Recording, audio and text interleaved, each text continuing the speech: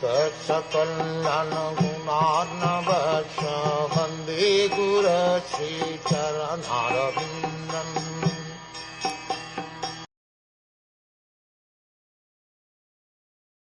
The Lord is further described as having the mark of Srivatsa, or the sitting place of the goddess of fortune, and his bodily hue is deep bluish.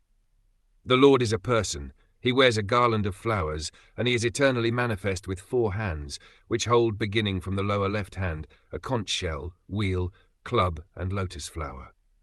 Here in this verse, the word Purusham is very significant. The Lord is never female. He is always male, Purusha.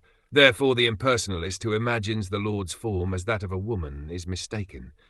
The Lord appears in female form if necessary, but his perpetual form is Purusha because he is originally male. The feminine feature of the Lord is displayed by goddesses of fortune, Lakshmi, Radharani, Sita, etc. All these goddesses of fortune are servitors of the Lord. They are not the supreme, as falsely imagined by the impersonalist. Lord Krishna in his Narayan feature is always 4-handed. On the battlefield of Kurukshetra, when Arjun wanted to see his universal form, he showed this feature of 4-handed Narayan.